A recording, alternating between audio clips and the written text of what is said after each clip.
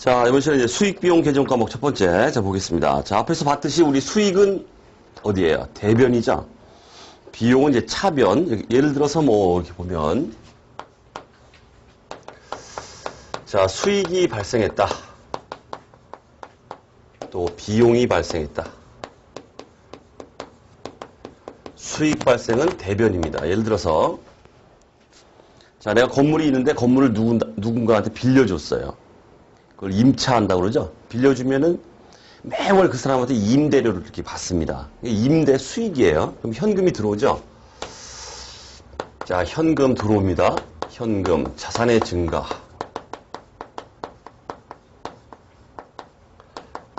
그 다음에 이제 수익 발생. 그게 이제 대변에 기록됩니다. 수익이라는 건. 야, 임대 수익이다. 이렇게 볼게요. 임대 수익, 수익의 발생.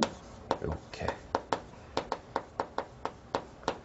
자, 어쨌든 이렇게 뭔가 이제 현금이 들어오고 수익이라고 이렇게 항상 자산이 증가하고 대변에 임대 수익해서 수익 발생을 대변에 기록해 준다는 얘기예요. 그럼 난 이제 빌려준 사람 입장이고 그걸 빌린 사람 입장에서는 어떻게 할까요? 돈이 나가죠. 빌려준 사람 입장에서는 돈이 들어오니까 수익이 발생하지만 빌린 사람 입장에서는 이제 매월 그 돈을 낸단 말이에요. 돈을 내기 때문에 비용이 발생하게 됩니다. 거꾸로 이제 빌린 사람 입장에서 현금이 나가겠죠. 자산의 감소, 현금 해주고 비용 발생, 이거 이제 차변에 기록된다는 뜻이에요. 뭐 지급 임차료 이렇게 해볼게요. 비용 발생.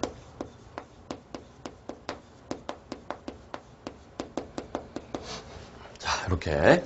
자, 기본적으로 이제 앞에서, 우리 거래 판료서, 그거에 의해서 수익 발생, 대변, 비용 발생, 차변, 이렇게 기록하게 되어 있습니다. 자, 이제 수익 비용의 그 인식 기준이다 해서 나오고 있죠? 자, 그거는 굉장히 우리 회계 이론적인 얘기입니다.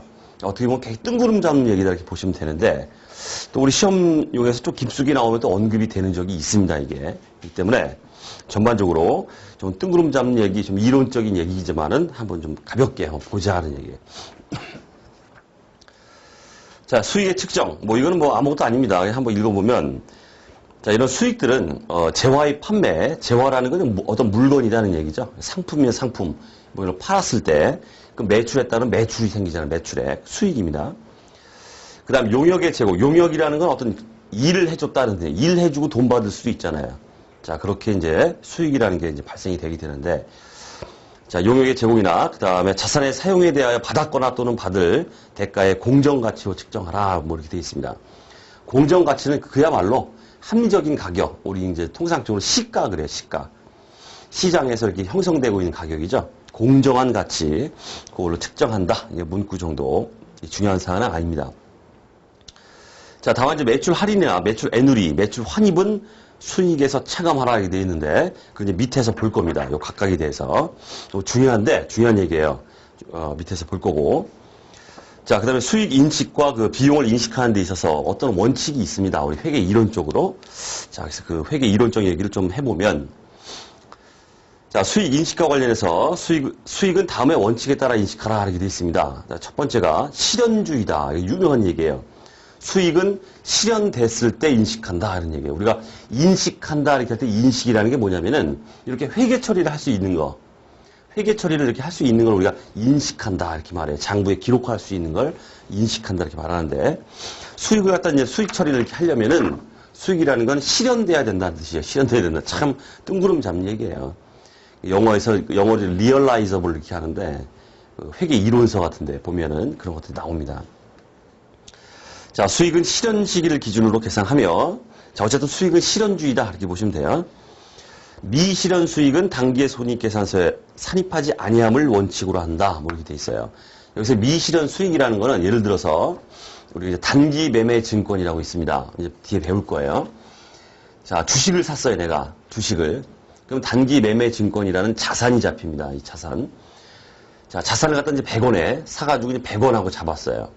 잡았는데, 이제 12월 31일 기말 시점, 우리 보고기간 말이라고 하는데, 기말 시점에 딱 갔더니, 증권시장에서 내가 산 주식이, 난 100원에 샀는데, 내가 산 주식이 120원에 막, 시가가 형성돼가지고 서로 막 매매가 이루어지고 있다. 이렇게 해보세요. 나는 100원에 사서 단기 매매 증권을 100원에 계상했는데, 예를 들어서 이렇게 하겠죠? 단기 매매 증권 100원 샀다. 자산의 증가, 단기 매매 증권 100원, 자산의 감소, 현금이 나가죠. 100원. 이렇게 기록을 해놨어요. 이렇게 기록을 했는데, 기말에 가서 보니까, 증권시장에서 형성되고 있는 내 그 주식입니다. 단기 매매 증권. 요거의 가격이 올라가 있어요. 그럼 어떤 그 액션을 취하냐면, 장부에다가, 100원짜리인데 지금 120원에 이렇게 시가가 형성되고 있습니다. 그렇기 때문에 20원만큼 더 올라갔죠. 올라간 만큼을 단기 매매 증권을 올려줘요. 120원이 되도록. 그럼 어떻게 될까요? 단기 매매 증권 20원 올려줘요. 자산의 증가, 단기 매매 증권 20원. 이렇게 하면은 100원, 20원 합치면은 시가인 120원이 딱 됩니다. 그죠? 이렇게 올려줍니다. 그렇게 하면서 여기다 뭘 잡냐면은 수익을 잡아요. 20원 올라갔다. 수익. 자산의 증가 20. 그 다음에 수익 발생. 20원만큼 이득 봤다는 얘기입니다. 가지고 있는 자산이 시가가 올라갔기 때문에 내가 지금 가지고 있는 거 지금 팔면 난 120원 받을 수 있잖아요. 시가대로. 그래서 우리가 이걸 갖다가 평가이익이다 이렇게 말해요. 수익의 발생, 평가이익 20원 이렇게 잡습니다. 이게 수익이에요. 이게 수익. 수익 발생. 자, 이런 걸 갖다가 요 놈이죠. 평가이익. 요런 걸 우리가 미실현 수익이다 이렇게 말해요.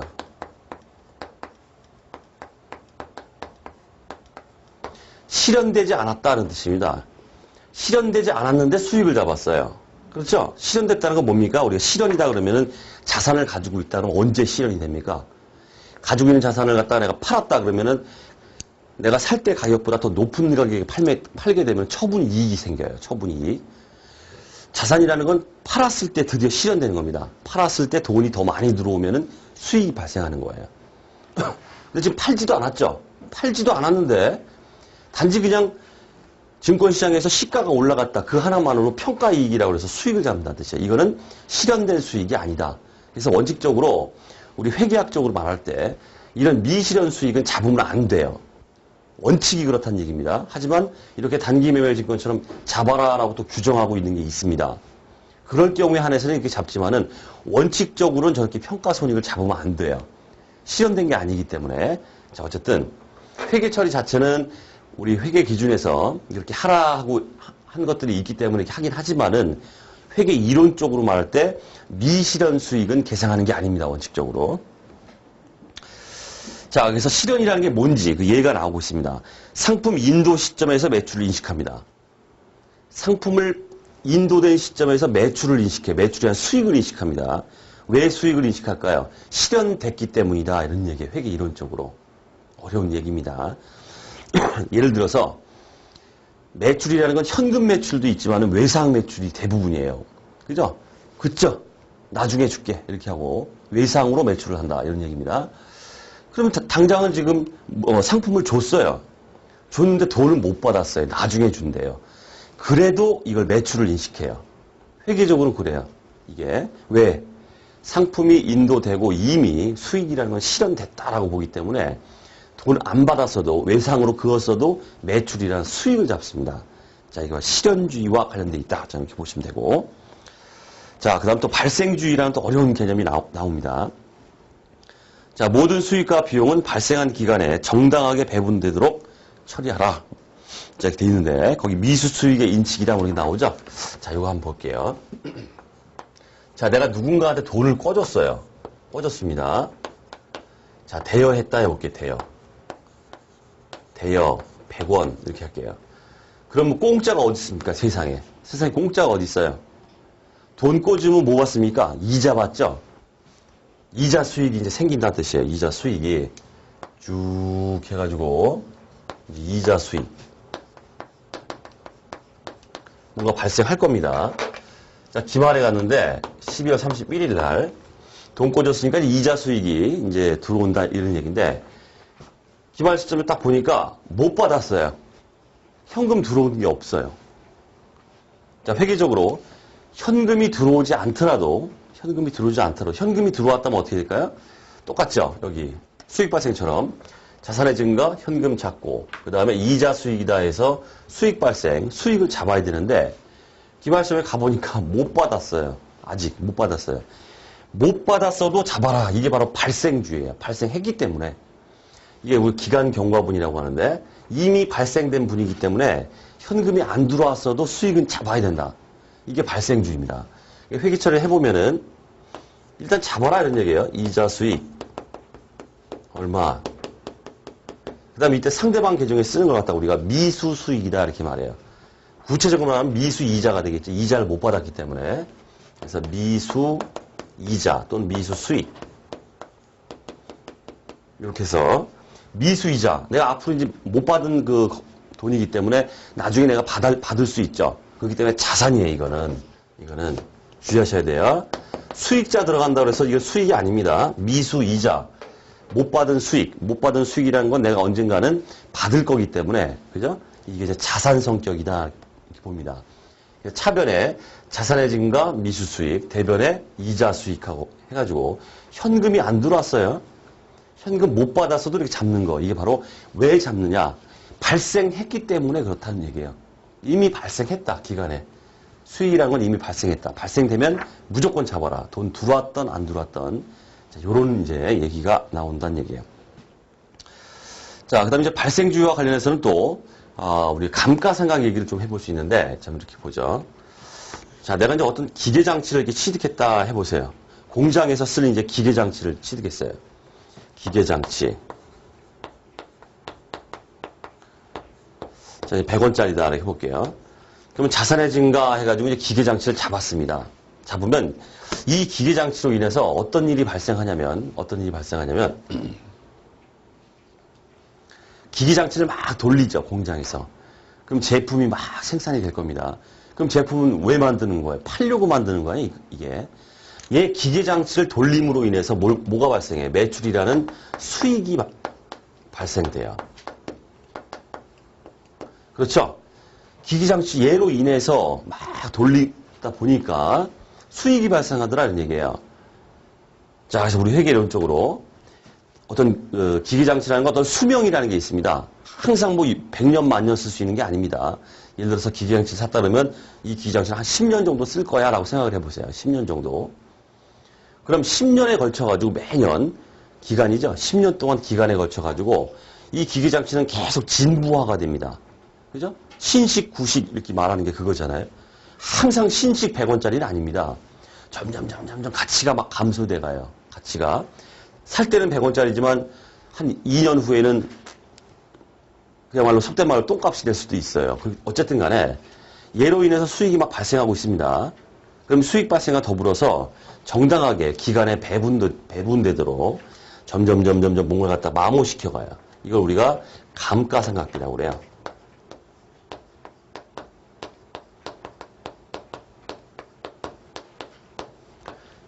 감가상각비라는 비용을 계속 10년에 걸쳐 수명이죠. 10년에 걸쳐 계속 감가상각비를 그 마모분을 갖다 이렇게 인식해 갑니다. 자, 이렇게 감가상각비를 잡는 거, 이것도 뭐 뒤에서 다 배울 겁니다. 자, 이런 것도 모든 수익과 비용은 발생한 기간에 정당하게 배분되도록 처리하라. 그거 좀 관련이 있다. 좀 이렇게 보시면 됩니다. 자, 그 다음에 이제 그 유명한 이제 수익비용 대응이라는 게 나옵니다. 수익비용 대응의 원칙. 수익과 비용은 항상 매칭이 돼야 된다는 뜻이에요. 수익이 발생하면 이 수익을 발생시키기 위해서 희생된 뭔가가 있어요. 그게 이제 비용이다는 얘기예요. 함께 이제 세트가 돼서 이렇게 인식이 돼야 된다. 자, 그런 얘기인데. 자, 수익과 비용은 현금의 직접적인 수익과 지출과는 관계없이 그것이 발생한 사실에 의거하여 관련 수익과 비용이 대응되도록 계상을 해라. 이렇게 되어 있습니다. 자, 거기 보시면 이제 얘의 매출 채권에 대한 대손 충당금의 계상이다. 참 어려운 얘기 나왔죠. 이 대손 충당금 얘기는 이제 뒤에서 또 배울 겁니다. 우리 매출 채권할 때 대손 충당금에서 배울 건데 일단 뭐 이렇게 보시면 돼요. 내가 외상 매출을 했어요. 자, 외상 매출하면 자, 매출은 이제 두 가지로 이제 이렇게 자, 현금 박치기로 현금 받고 매출할 수도 있고 아니면 이제 대부분은 외상이죠. 외상 매출이 있고 이렇게 됩니다. 자, 현금 매출. 물건을 팔았다. 상품을 팔았습니다. 그럼 뭡니까? 현금, 돈이 들어와요. 자산의 증가. 현금, 여기 써주고. 이와 함께 더불어서 매출이죠. 매출이라는 어떤 수익이 발생돼요. 매출, 이렇게 씁니다. 수익 발생입니다. 수익 발생. 자, 하지만 외상 매출금은 아직 돈 못 받았어요. 못 받았습니다. 이걸 우리가 외상 매출금 이렇게 씁니다. 외상 매출금은 자산이에요. 앞으로 내가 받을 돈입니다. 받을 돈. 받을 돈이기 때문에 어떤 청구권이라고 하는데 받을 돈이기 때문에 자산이라는 얘기예요. 자산의 증가, 외상 매출금. 그 다음에 역시 외상이든 현금이든 항상 상품이 인도가 됐다. 그럼 무조건 수익을 인식해요. 매출하고 이렇게 이제 현금 매출과 외상 매출금일 때 이렇게 인식합니다. 자, 그런데 자, 우리가 주목해야 될 건 요 외상 매출 쪽에서 보면은 자, 대손 충당금 그거 관련 얘기를 좀 하려고 하는데 자세하게는 이제 대손 충당금 회계 처리 이런 것들은 이제 뒤에 다 배울 거예요. 자, 지금 직관적으로 얘기할 때 뭐냐면 자, 외상 매출이 이렇게 일어났어요. 그래서 수익을 이렇게 잡았어요. 수익을 잡았어요. 그럼 이 수익과 대응되게 뭔가 비용을 잡으라는 얘기인데 비용을 잡으라는 얘기예요. 그게 바로 수익 비용 대응인데 자, 거기서 매출 채권에 대한 대손 충당금의 계상 이게 왜 이거와 관련이 있냐면 자, 매출 잡았으면은 이렇게 한번 생각해 보세요. 외상입니다. 나중에 받기로 했어요. 그러면은 이걸 다 받을 수 있을까요? 물론 다 받을 수 있으면 좋죠. 하지만 다음 연도에 갔더니 외상 매출을 했는데 그놈이 빚진 그놈이 배째라 그러고 이렇게 나와요. 난 돈 못 주겠다. 아니면은 행방불명이 돼버렸어요. 도망가 버렸어요. 잠수 탔어요. 못 받을 수도 있습니다. 그래서 통상적으로 어떤 이거 우리 채권이라고 합니다. 받을 돈, 채권. 채권이 있다 그러면 이거는 다 받을 수 있는 게 아니다 이렇게 봐요. 통상적으로 실무적으로 모든 그 채권에 한 2% 정도는 띠낀다 이렇게 봅니다. 그래서 매출이 일어났다 그러면 요거와 대응시켜서 세트로 이 중에서 한 2% 정도는 못 받을 것이야 라고 예상을 해서 비용을 잡아요. 미리 비용을 잡아요. 못 받을 돈, 대손상각비. 자, 대손상각은 뒤에 다 배웁니다. 차별의 비용 발생, 대손상각비 이렇게 씁니다. 그리고 이제 상대방 계정에 이제 대손충당금이라고 쓰는데 지금 몰라도 됩니다. 대손충당금이라고 쓰는데 희한하죠? 회계상은 이렇게 하래요. 어쩔 수가 없어요. 항상 이렇게 매출이 인식됐다 그러면은 그 돈은 다 받을 돈이 아니야. 그 중에 2% 정도는 못 받을 거야. 예상해서 그 예상되는 금액을 미리 비용을 이렇게 잡아요. 대손상각비 해가 비용 잡습니다. 이렇게 매칭이 되더라는 얘기입니다. 항상. 자, 그렇게 보시면 되고. 자, 그 다음 비용 인식과 관련해서 자, 수익이 인식된 시점에 이에 대응하여 인식한다. 어쨌든 비용이라는 건 수익과 비용이 대응되게 인식한다는 뜻이에요. 수익이 발생했다? 그럼 그 수익에 대응되도록 비용을 잡는 게 원칙이다는 얘기예요. 자, 결국은 수익 인식에서 가장 중요한 거는 실현주의. 수익은 실현됐을 때 인식한다. 비용은 어떻게 한다? 수익, 비용, 대응의 원칙. 수익이 인식되면은 그거와 대응시켜서 비용을 인식한다. 요게 이제 핵심입니다. 핵심. 자, 근데 여러 가지 이제 비용 인식과 관련해서 세 가지가 나오고 있죠. 요 세 가지가 아주 중요합니다. 요 세 가지. 비용을 인식하는 방법이에요. 이게 세 가지. 자, 먼저 직접 대응이다 이렇게 나오고 있어요. 직접 대응. 직접 대응 가능 비용은 수익 실현 시점에 바로 대응하여 인식을 하라 이렇게 되어 있습니다. 자, 예를 들어서 자, 요 얘기는 이제 잊어버리고 우리 이제 뒤에서 이제 다 배울 거예요. 자, 매출이 인식됐어요. 이런 식으로. 매출이 인식됐습니다. 그럼 요거와 더불어서 세트로 인식이 돼야 될 게 뭐냐면 자, 내가 외상 매출을 했다 그러면은 내가 가지고 있는 상품을 준 거죠. 자, 자산의 감소, 상품하고 없어져야 돼요. 줬으니까 상품을 줬죠. 자산의 감소, 상품 대변에 써줍니다. 그럼 여기 차변에 뭘 쓰느냐? 뭐가 될까요? 이거 우리가 매출 원가다 이렇게 말해요. 자, 한번 넣어볼까요? 숫자를 1,000원이다 이렇게 할게요. 이 상품의 원가 이건 800원짜리다 이렇게 볼게요. 이렇게 씁니다. 이게 바로 비용이에요. 비용. 매출과 매출과 매출 원가가 매출이 인식됐을 때 매출 원가가 따라서 세트로 이렇게 인식이 됩니다. 이게 바로 직접 대응이다 이렇게 말해요. 직접. 매출이 인식됐으니까 그거에 대한 원가 얼마야? 800원 해서 비용 인식한다는 뜻이에요. 그럼 얼마 이익 본 겁니까? 지금 800원짜리 상품을 지금 1000원에 판 거죠. 그렇기 때문에 1000 마이너스 800 하면 200원 이익 받구나 이런 얘기예요. 총 수익이 1000원. 거기에 이제 상품의 원가죠. 원가 800원 빼면은 200원이 이익 받다 이런 얘기입니다. 그래서 수익과 비용. 이 비용은 수익에 이렇게 직접적으로 대응되게 자 요렇게 이제 인식하더라는 얘기예요. 자, 그다음 합리적 체계적 방법으로 배분한다 나오고 있죠. 인과관계가 없는 비용은 수익 활동에 기여한 것으로 판단되는 해당 기간 내에 합리적으로 배분하라. 바로 요겁니다. 요거예요. 이 기계장치를 씀으로 인해서 수익이 막 발생하고 있죠. 발생하고 있어요.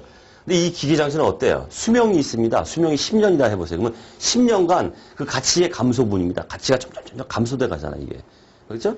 그 가치 감소분을 감가상각비다 해서 비용으로 쫙쫙쫙 인식해 갑니다. 그럼 10년 후에 가면 얘는 기계장치는 어때요? 가치가 빵원이에요. 없어요. 가치가 없어요. 감가상각비로 다 비용으로 털어버렸습니다. 이렇게. 자, 이렇게 이제 합리적 체계적 방법으로 배분한다. 10년이면 10년 동안 배분해서 감가상각비를 쫙쫙쫙 인식해 갑니다. 마모분을 갖다가. 자, 그 다음에 단계 즉시 인식하는 것들이 있습니다. 미래 경제적 효익이 불확실한 경우에는 발생 즉시 비용으로 인식해라. 미래 경제적 효익이라는 게 뭘까요? 미래 어떤 내가 받을 어떤 뭔가가 있다는 얘기예요. 뭔가 유입될 가능성. 기대가 있는 거죠. 미래에 뭔가 내가 다 들어올 것이다. 자, 그런데 그런 것이 불확실하다. 이런 경우에는 발생 즉시 비용으로 인식해라. 배분하고 직접 대응하기 이게 아니라 그냥 눈에 보이는 대로 그냥 비용 잡아버리라. 이런 얘기예요. 그 얘가 바로 판매비와 관리비예요. 예를 들면은 판매비와 관리비에서 예를 들어서 그런 게 있습니다. 광고 선전비 해보세요. 광고 선전. 매출액을 늘리기 위해서 막 판촉 활동을 막 했어요. 거기에 돈이 나갔다는 뜻이죠. 비용. 그냥 보이는 듯이 그냥 광고 선전비, 비용 처리하고 끝나버리라는 뜻이에요. 이게. 자, 이게 바로 단기 즉시 인식이다. 따라서 이제 비용 인식은 이렇게 세 가지로 되어 있습니다. 직접 대응, 합리적 체계적 방법으로 배분, 그 다음에 단기 즉시 인식. 여기 되어 있죠. 중요한 건 이 세 가지가 있고 사례들도 알아두셔야 돼요. 사례들. 말씀드렸던 직접 대응은 뭐다? 매출액과 매출 원가를 이렇게 직접 대응시키는 거. 합리적 체계적 방법으로 배분하는 건 뭐다? 이렇게 감가상각비를 수명이죠. 우리가 뒤에 가면 이제 내용연수다 이런 말을 쓸 거예요. 가치 감소분을 10년에 걸쳐서 이렇게 인식해 간다. 이게 이제 합리적 체계적 방법으로 배분한다. 요거 관련된 거고. 단기 즉시 인식한다. 아니요. 판매 관리비에 대해서 우리가 자세히 볼 건데, 광고 선전비나 접대비나 별의별 게 다 있어요. 그런 것들을 즉시 그냥 인식하는 이런 게 있더라. 자, 이렇게 보시면 되겠습니다. 자, 그 다음에 이제 비용의 주위에 비용의 발생 원천별 분류다에서 나오는데, 이것도 의미가 있죠. 좀 지워볼까요?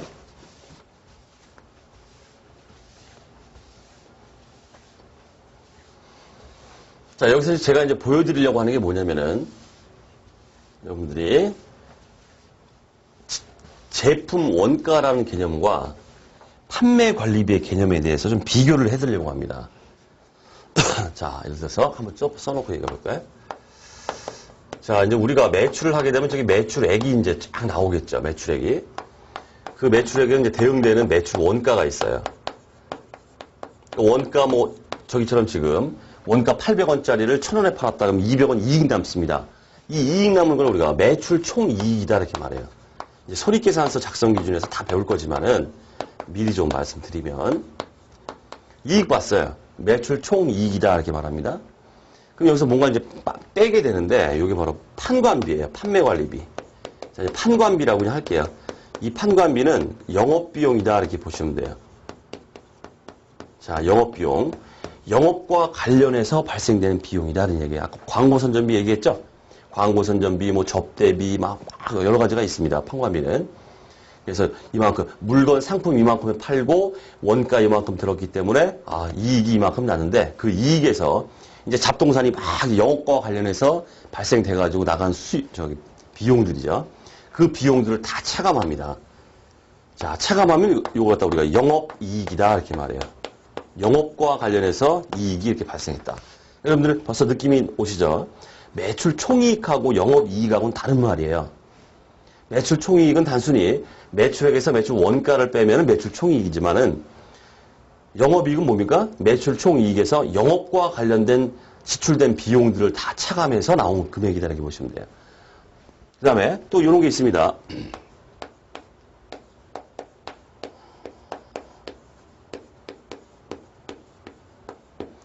영업과는 상관이 없어요. 영업과는 관련이 없는데 뭔가 지출된 게 있다. 뒤에서 볼 겁니다.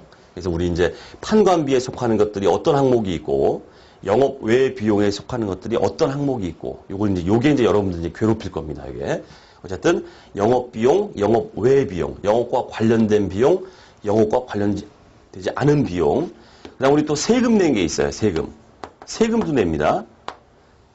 다 차감하면은 이걸 우리가 당기 순이익이다.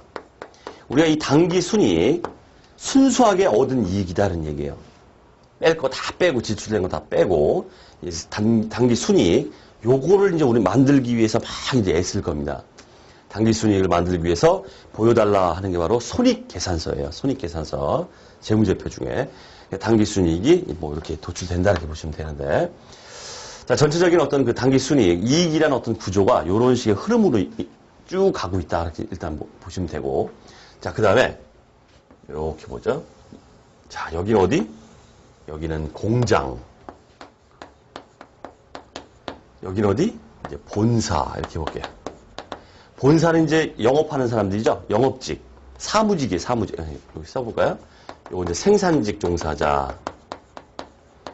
여기는 이제 사무직 종사자. 사무직 애들은 뭘 할까요? 관리 업무라는 거죠. 관리, 서류, 페이퍼 업무 막 그런 거 하고 앉아가지고 막 컴퓨터 두들기고 이렇게 하잖아요. 그죠? 그리고 이제 야 어떻게 하면 물건 많이 팔 수 있을까? 광고 선전비 얼마 뿌려? 막 이런 식으로 뭐. 그래서 그런 것들 하는 게 이제 본사고, 실질적으로 이제 팔아먹을 물건이에요. 그 물건을 만드는 데가 바로 생산직, 공장에서 이렇게 만들고 있습니다.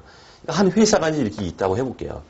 한 회사가, 이걸 이제 사무를 보는 본사가 있고, 그 다음에 실질적으로 이제 팔아먹을 물건을 만드는 공장이 있다 이렇게 해보면은, 똑같은 비용이 발생해도 어디서 발생했냐에 따라서 이 가는 행보가 달라집니다. 이건 아주 중요한 개념입니다. 자, 예를 들어서 우리가 이제 이 공장에서 자, 뭔가 이제 제품을 만든다 이렇게 볼게요. 최종적으로 이제 뭔가 이제 제품을 이렇게 만들려고 합니다. 만들려고 하면은 이 제품을 만들기 위해서는 뭔가가 막 투입이 됩니다. 투입이 돼요. 제일 많이 투입이 되는 게 뭐가 투입이 될까요? 제품을 만들려면은 바로 재료예요, 재료. 재료가 투입되겠죠. 원재료라고 하는데 재료가 투입이 됩니다. 그 다음에 이 제품을 만들기 위해서 뭐가 투입될까요?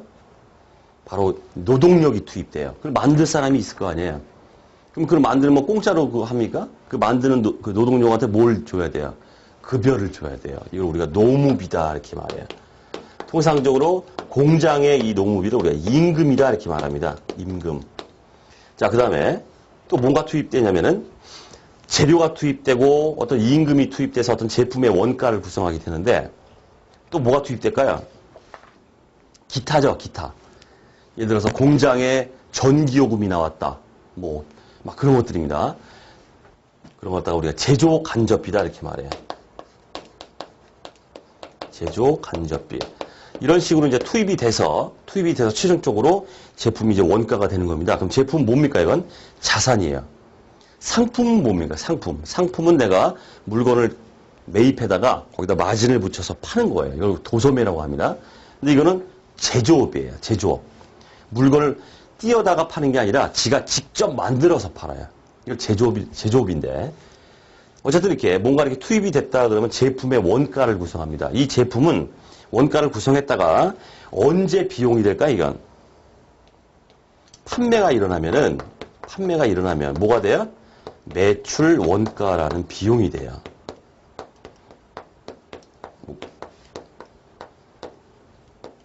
자, 따라서 이렇게 재료나 어떤 노무비 이게 발생했다 해가지고 이게 비용이다. 비용이 아니라는 뜻입니다. 뭐다? 제품이라는 자산이에요. 자산을 구성했다가 외부로 판매될 때 매출 원가라는 비용화가 돼간다. 이런 얘기예요. 자, 우리 교재. 비용의 발생 원천별 분류다 해서 첫 번째 나오는 게 있죠. 생산직, 공장입니다. 공장과 관련돼서 어떤 영업 비용이 발생했다. 이렇게 하게 되면 지금 말씀드린 뭡니까 이게? 자산이에요. 제품이라는. 자, 그래서 제품 원가라는 자산을 구성한 후에 판매가 될 때 이제 비용화가 돼 갑니다. 자, 하지만 관리직, 여기 본사, 사무직을 보세요. 요거 관련된 영업 비용은 어떻게 되겠습니까? 판매 관리비 처리가 돼요. 여기 영업 비용, 판매 관리비. 이렇게 됩니다. 그러니까 어떻게 됩니까? 그 즉시 비용이다 이런 얘기입니다. 그 즉시 비용. 자, 그러다 보니까 똑같은 비용이라도 취급되는 게 달라요. 자, 예를 들어서 공장에서 기계장치를 막 돌리면서 감가상각비가 나왔어요. 아까 감가상각비를 말씀드렸죠? 이 감가상각비는 제조간접비라고 하는데 제품 원가를 구성합니다. 하지만 본사 건물이 있다 그러면 건물도 이제 가치감소분에 대해서 한 20년에 걸쳐서 감가상각비를 막 이렇게 계산해 갑니다. 그 감가상각비는 뭐라는 뜻이에요? 제품 원가가 아니죠. 공장이 아니기 때문에. 이게 뭐다? 판매관리비예요. 판매관리비. 그 즉시 비용 처리 되긴 되는데 어쨌든 간에 본사와 관련된 거는 판매관리비 쪽으로 가고 공장과 관련된 거는 일단은 제품의 원가가 됩니다. 나중에 이제 판매될 때 매출 원가라는 비용이 된다. 그러니까 행보가 다르죠. 그렇기 때문에 이제 우리 이게 이제 공장과 관련됐느냐, 본사, 사무직과 관련됐느냐, 그거에 따라서 다 달라요. 예를 들어서 회식비를 썼다 이렇게 해볼게요. 공장 직원들 모아놓고 회식을 했어요. 그냥 뭐 종로 숯불갈비에 가가지고 한바탕 버렸습니다. 막 술도 먹고 했어요. 자, 이런 복리후생비는 공장과 관련됐다 해보면은 제품 원가예요. 제조 간접비다 해서 제품 원가를 구성합니다. 하지만 본사 직원들이 막 이제 회식했어요. 복리후생비라고 하는데, 요 똑같은 복리후생비가 얘는 어떻게 처리됩니까? 판관비예요. 비용 처리돼요.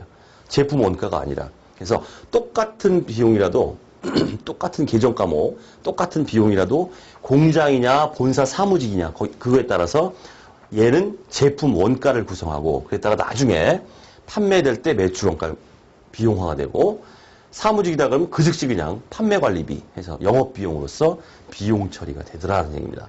요건 우리가 이제 아주 중요한 개념입니다. 이거는.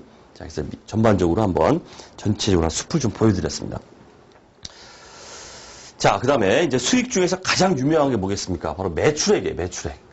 자, 이 매출에 대해서 한번 좀 자세하게 좀 보자 하는 얘기입니다.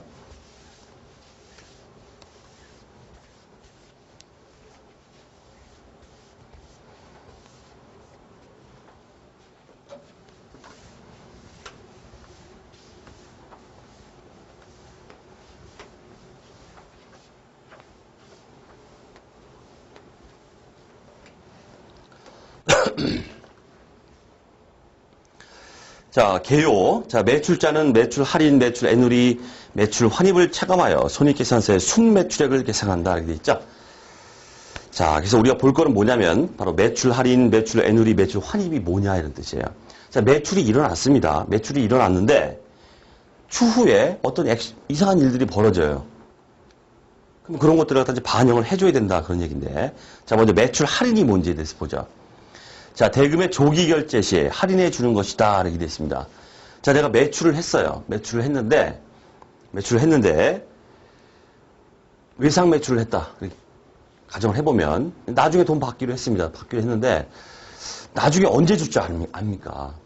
언제 줄 줄 알아요? 그러니까 이제 매출하면서 유인책을 딱 쓰는 거예요. 이렇게. 너 요거 한 달 내에 나한테 주면은 내가 돈 깎아줄게. 이렇게 하는 겁니다. 요게 바로 매출 할인입니다.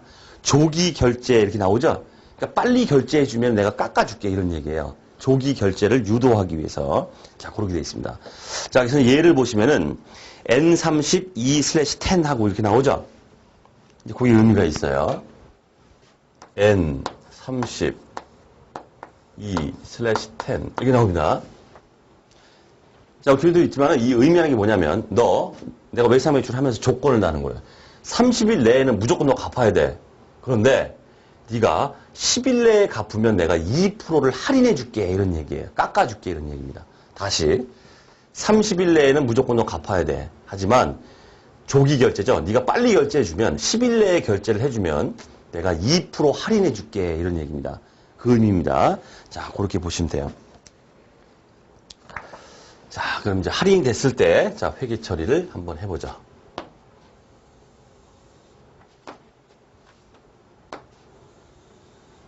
자, 이제 매출한 사람 입장. 매출자 입장. 그 다음에 이걸 매입한 사람, 매입자 입장. 이렇게 볼게요. 자, 매출을, 이제 외상 매출을 했습니다. 그럼 외상 매출금, 자산의 증가, 받을 돈, 외상 매출금 1,000원. 그 다음에 매출이죠. 매출액하고 수익 발생, 매출액 1,000원. 이렇게 잡습니다. 매출이 일어났다면 일단 잡아요. 그랬다가 정말로 이런 조건 하에서 10일 내에 얘가 다 갚았어요. 상대방이. 매입한 사람이 얘가 10일 내에 정말 다 돈을 줬어요. 그럼 내가 2% 할인해 준다고 그랬죠? 1,000원에 2%면 얼마입니까? 20원인가요? 20원이에요. 20원. 20원을 내가 깎아주겠다는 얘기입니다.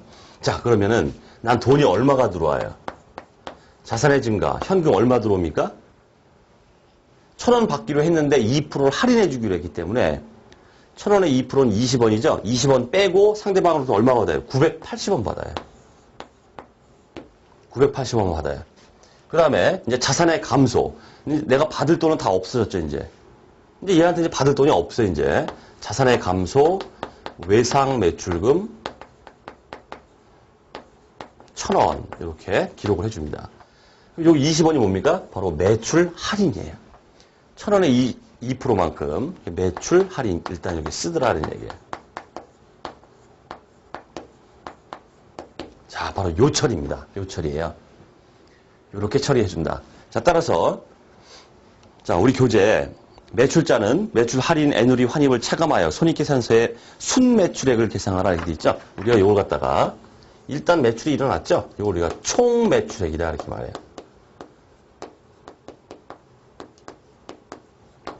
결국 현금 980원 들어왔기 때문에 매출이 얼마입니까? 980이에요. 매출이 1,000이 아니라. 이거 어떻게 하라는 뜻입니까? 요 20원이죠? 1,000에서 20원을 차감합니다. 그럼 얼마예요? 980원이죠? 1,000에서 20원을 차감합니다. 요걸 우리가 순매출액이다 이렇게 말해요. 자, 그래서 매출 할인이나 뭐 뒤에 보게 될 매출 애누리, 매출 환입 이런 게 있게 되면은 다 이 총매출액에서 차감해서 이제 구해집니다. 이 순매출액이 어디로 간다는 뜻이에요? 바로 여기에요. 손익계산서에 계상되는 이 매출액은 이미 저런 매출 할인이나 이런 것들이 다 차감된 후에 순매출액으로 이렇게 기록되게 이렇게 돼 있어요. 일단 이 계산 구조는 지금 손익계산서 그 계산 구조입니다. 순매출액으로 항상 이렇게 계상되게 돼 있다는 얘기예요. 자, 요 처리고. 자, 이제 매입자 입장에서 한번 해보죠. 매입자 입장. 자, 매입자 입장에서는 상대방으로부터 매출자로부터 뭘 받습니까? 상품을 받죠. 또는 뭐 그냥 매입이라고 써도 뭐 상관없습니다. 나중에 말씀드리고 상품을 받습니다. 1,000원. 자산의 증가, 상품이 들어왔다. 그다음 뭐가 생깁니까? 내가 줄 돈이 생겼죠? 빚이 생겼어요. 돈 줘야 되기 때문에 빚이 생겼습니다. 이 빚을 우리가 외상 매입금이다. 부채의 증가, 외상 매입금 1,000원 이렇게 잡아요. 부채가 증가했다. 줄 돈이 늘어났다. 이런 얘기예요. 자, 맞죠? 자, 그랬다가 이제 내가 10일 내에 얘가 이제 줬어요. 진짜로. 내 입장에서. 자, 그러면 나는 현금 얼마 줍니까? 자산의 감소, 현금 2% 할인받아가지고 1,000원이 아니라 나는 980원만 지급하면 돼. 끝나요. 그 다음 내가 줄 돈은 다 없어진 거죠? 이제 부채가, 내 빚이 다 없어져 버려요. 부채의 감소, 외상 매입금, 차변에 1,000원 이렇게 기록됩니다. 그럼 요 20원, 요거 뭡니까? 얘 입장에서는 매출 할인해 준 거지만 매입한 사람 입장에서는 뭐다 이게? 매입 할인 그래. 얘는 매출 할인, 얘는 매입 할인. 매입 할인. 요렇게 표시가 돼요. 그 다음 매입자 입장에서는 여기 이제 상품이나 매입으로 돼 있죠? 실질적인 요 매입 할인을 차감해서 실질적인 상품 또는 매입은 980원으로 차감돼서 기록이 됩니다. 나중에 이제 나올 얘기고. 어쨌든 이렇게 매출자, 매입자 입장에서 이렇게 처리가 됩니다. 여기 매출 할인 얘기입니다. 우리 이제 시험 문제 나왔다 그러면 다 이 매출 할인 얘기가 나와요. 매출 애누리, 환입 이런 얘기는 잘 안 나옵니다. 자, 그럼 가볍게 매출 애누리가 뭔지 좀 보죠. 매출 애누리는 자, 보시면 매출된 상품의 결함으로 인해서 깎아주는 거래요. 매출을 했는데 뭔가 물건에 하자가 있어요. 상대방이 클레임이 들어와요. 야, 너 이따구 물건 팔래? 여기 기스나 있잖아. 막 이렇게 나온 거예요. 아, 근데 내가 그 받을 돈 내가 조금 탕감해 줄게. 이렇게 하면 그래? 넘어간다는 거죠. 이게 바로 매출 애누리예요. 물건에 하자가 있다. 결함이 있다. 상대방이 막 지랄거린다. 그때 깎아줄게. 이렇게 해주는 거예요. 이걸 우리가 매출 애누리다. 매출 할인하고 다른 게 뭐예요, 지금? 매출 할인은 무슨 의도 자체가 뭡니까? 빨리 돈 받으려고, 조기 결제하려고 이렇게 쓰는 거고, 매출 애누리는 물건에 하자가 있어요. 그래서 미안하다, 깎아주는 거고. 자, 그 다음 매출 환입입니다. 매출 환입은 그야말로 반품 돼버리는 거예요. 깎아주는 정도가 아니라 매출이 일어났는데 상대방이 야, 다시 가져가. 딱 해버려요. 반품. 그럼 어떻게 돼요? 외상 매출, 매출 처리했다가 다 취소돼 버리겠죠? 그렇기 때문에 차감된다는 뜻이에요, 매출에서. 자, 그렇게 보시고. 자, 그 다음에 이제 주의해 보시면 매출 운임이 나옵니다. 자, 물건 팔면은 용달 싣고서 용달차가 막 거기 이제 소비자한테까지 들고 가는데 뭐 택배비가 들든 뭐가 들든 용달 비용이 들든 돈이 들겠죠? 그걸 우리가 매출 운임이라고 해요. 이건 이제 운반비입니다, 운반비. 이런 운반비는 다 이렇게 판매 관리비예요. 판매 관리비. 자, 그렇게 좀 봐주시고. 자, 이제 요거 매출 할인에 대해서 사례가 나오는데, 선생님이 요거는 총액으로 가지고 이렇게 했죠. 제가 2단 엽차기를 좀 했어요. 2단 엽차기를 만든 게 뭐냐면, 요거는 이제 총액으로 다 1,000원에 대해서 갚았다 이런 얘기인데, 그러면은 일부만 이렇게 갚았다 그러면 어떻게 할 것이냐 이런 얘기입니다. 자, 뭐 똑같은 얘기지만, 자, 보겠습니다. 자, 상품을 1,000원에 외상 매출했다. 그 다음에 그 조건이 똑같죠? 이렇게 30일 내에 무조건 갚아야 된다. 하지만 10일 내에 갚으면은 2%를 할인해 주겠다. 이런 조건이에요. 근데 조건 똑같습니다. 처리 자체는, 외상 매출금 받을 돈, 외상 매출금 1,000원. 그 다음에 수익 발생 매출 1,000원. 자, 이렇게 해주고, 이제 뒤에 5일 후에, 자, 10일 내에 갚으면 2% 할인한다고 그랬죠? 5일 후에 대금이 들어왔으니까 10일 내에 갚았죠. 할인해 줘야 돼요. 자, 그런데 대금이 40%가 회수됐어요. 이게 어떻게 된 겁니까? 40%. 그러니까 두 개로 나뉜다는 뜻입니다, 이게. 자, 할인 대상이 되는 거는, 그 다음에 할인의 대상이 되지 않는 거. 여기 나눠가지고 봐야 된다는 뜻입니다. 할인의 대상이 되는 건 지금 40%죠? 40%이기 때문에 1,000원에 40%가 얼마입니까? 할인의 대상이 되는 건 400원에 대한 거고, 할인의 대상이 되지 않는 건 나머지 60%, 600원에 대한 이 두 개의 처리가 나타난다는 뜻이에요. 자, 5일 내에 40%가 회수됐습니다. 그럼 깎아줘야죠. 그럼 현금 얼마 들어와요? 현금. 매출 할인부터 먼저 구해보자. 매출 할인. 얼마 할인해줘야 됩니까? 10일 내에 지금 갚았기 때문에 400에 2%만큼 할인해줘야 돼요. 400 곱하기 2%. 428, 8원. 그러니까 400원을 받아야 되는데 2%인 8원을 할인해 주겠죠. 나머지가 들어오겠죠, 나머지. 400원에서 8원 뺀 거 392원이 들어와요. 그 다음에 외상 매출금은 얼마가 준다? 400원이 이제 받을 돈이 없어져요. 그 다음 나머지는 20일 후에 받았대요. 10일 지났죠, 벌써. 그러니까 할인 안 해줘요. 10일 지났기 때문에. 이 600원에 대해서는. 그럼 어떻게 됐습니까? 총액으로. 현금이 얼마 들어와요? 할인 안 해준다 그랬죠? 600원 다 들어와요. 그리고 외상 매출금 감소한다. 자, 됐죠? 자, 우리 문제에는 이게 아주 많이 나옵니다. 이 상황, 요거죠? 매출 할인. 아주 중요합니다. 아주 많이 나와요. 요런 회계 처리가 어떻게 되느냐, 이거 보여달라. 자, 그런 식으로 나온다는 뜻이에요. 자, 이렇게 해서 이번 시간, 자, 수익과 비용 계정 과목 첫 번째 시간이죠? 자, 요거. 매출 할인 쪽에 여러분들이 좀 주의를 해서 숙지를 좀 하셔야겠다는 얘기입니다. 자, 수익 비용 계정 과목 첫 번째 강의는 여기서 마치도록 하겠습니다.